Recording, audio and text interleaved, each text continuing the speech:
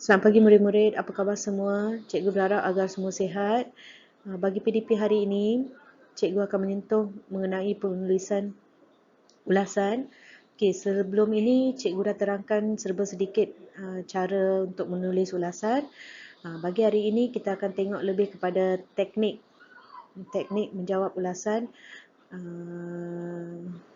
yang akan disoal dalam kertas kamu, kertas 2 kamu di bahagian B. Bahagian A kamu bina ayat, bahagian B ulasan dan bahagian C karangan.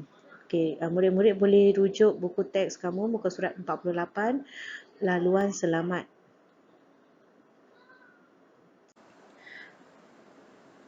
Cikgu teruskan dengan teknik menjawab soalan.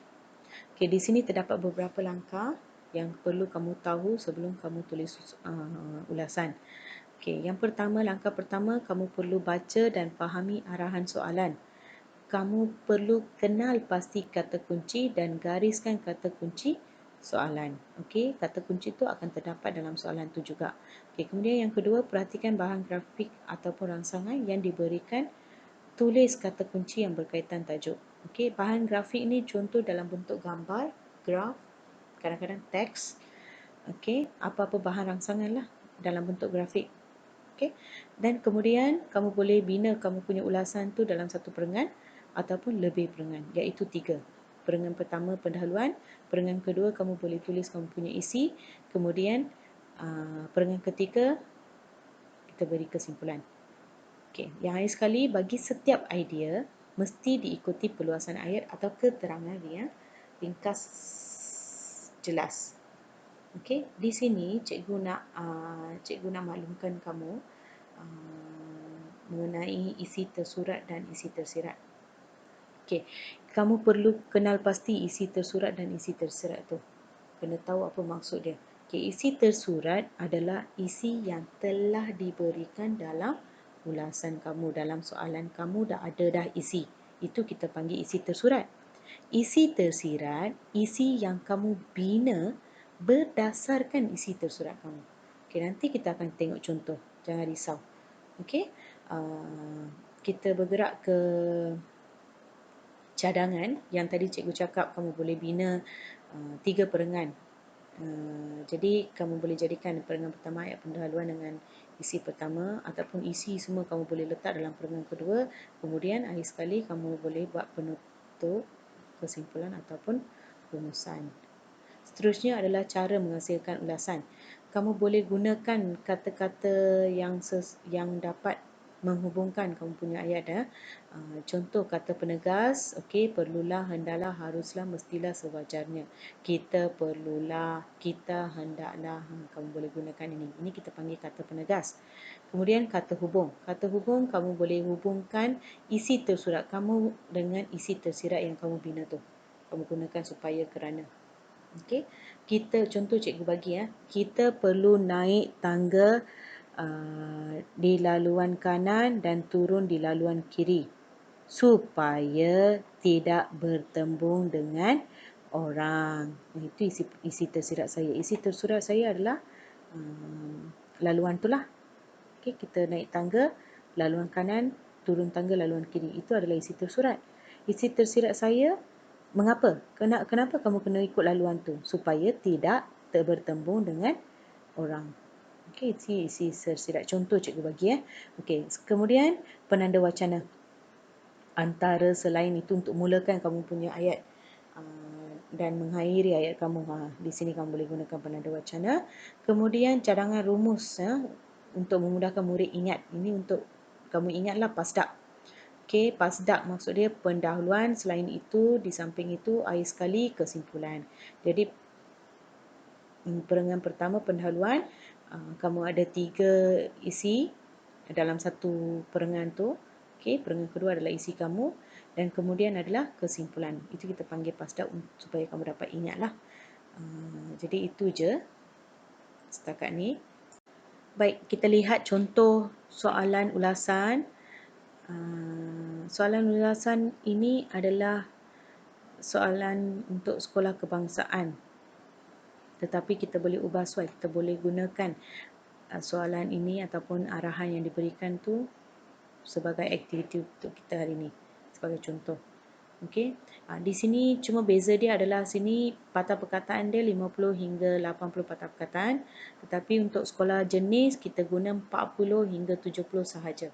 Okey, 40 hingga 70 patah perkataan.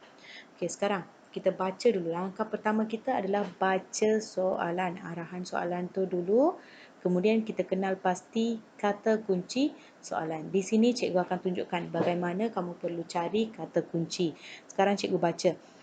Gambar di bawah menunjukkan aktiviti gotong royong di kawasan sekitar rumah.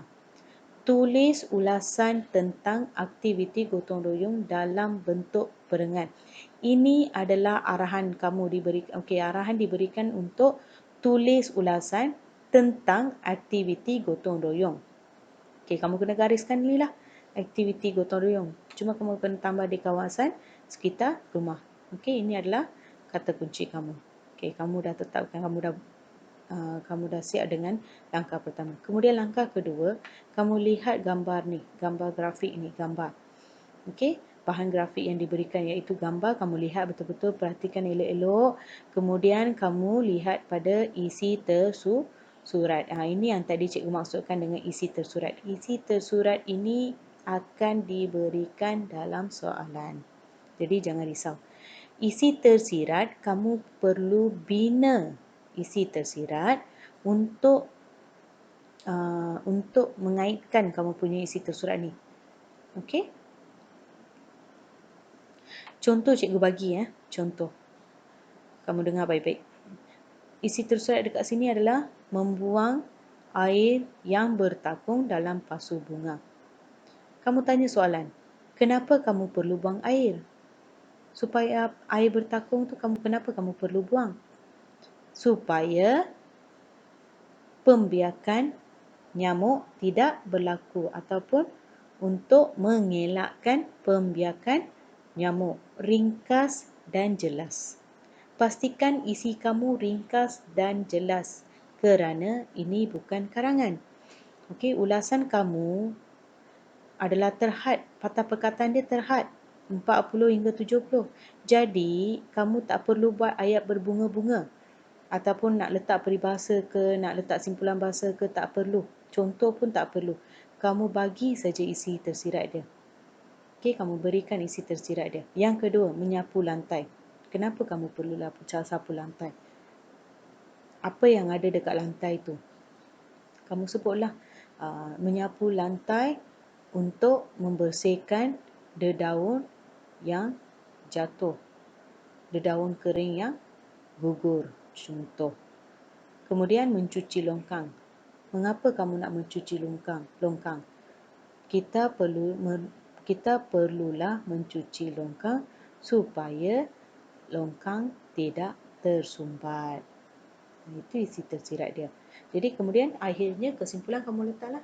Kamu boleh buat kesimpulannya, kita perlu jaga kebersihan di sekitar rumah supaya kesihatan kita terjamin. Habis. Tadi kamu dah buat pendahuluan, gambar menunjukkan aktiviti gotong royong di kawasan sekitar rumah. Kemudian kamu dah buat isi tersurat dengan isi tersirat tu, kamu dah tulis perengan kedua. Perengan ketiga kamu dah kesimpulan. Selesai. Mudah saja kan? Itu saja mengenai ulasan. Kalau kamu cuba nanti, kamu akan lebih faham. Okay, kita akan buat tugasan berdasarkan contoh ni. Okey, kalau sesiapa yang nak salin contoh ni ataupun nak buat ulasan ni, contoh nak buat pun boleh, tak ada masalah. Kamu buat sebagai praktis atau aktiviti. Kamu latih diri kamu dulu, kemudian kita akan pergi kepada tugasan kita. Baik, murid-murid, kita sudah sampai ke penghujung PDP kita. Di sini cikgu sudah sediakan soalan untuk tugasan kamu. Kamu perlu menulis sebuah ulasan berdasarkan soalan yang dinyatakan di sini. Okey, soalan kamu bunyi seperti ini ya. Gambar menunjukkan keselamatan diri di sekolah. Tulis ulasan tentang cara-cara menjaga keselamatan diri di sekolah. panjang ulasan kamu hendaklah antara 40 hingga 70 patah perkataan. Okey, langkah pertama yang perlu kamu buat, kamu cari dulu kata kunci. Kata kunci senang sahaja kan? Tentang cara-cara menjaga keselamatan diri di sekolah. Jadi kemudian kamu lihat pada isi tersurat yang telah diberikan. Laluan masuk, laluan berbumbung dan kawasan sunyi. Baik, untuk pengetahuan kamu, cikgu telah ubah soalan ini daripada buku teks kamu muka surat 48. Jadi, di sini cikgu ingin tekankan bahawa idea yang terdapat dalam buku teks kamu ataupun isi yang terdapat dalam buku surat kamu, buku teks kamu, kamu boleh gunakan untuk menulis ulasan kamu sebagai isi tersirat. Jadi kamu tak perlu nak cari idea ataupun pulas kamu punya kepala tu, tak payah fikir banyak-banyak. Kamu rujuk saja, ambil saja idea dan isi yang terdapat dalam buku teks. Baik murid-murid, saya rasa mudah saja. Jangan risau, kamu cuba buat dulu. Salah tak apa, kita akan belajar daripada kesilapan. Kamu buat, kamu hantar pada saya, cikgu akan cuba semak. Kemudian kita bincang.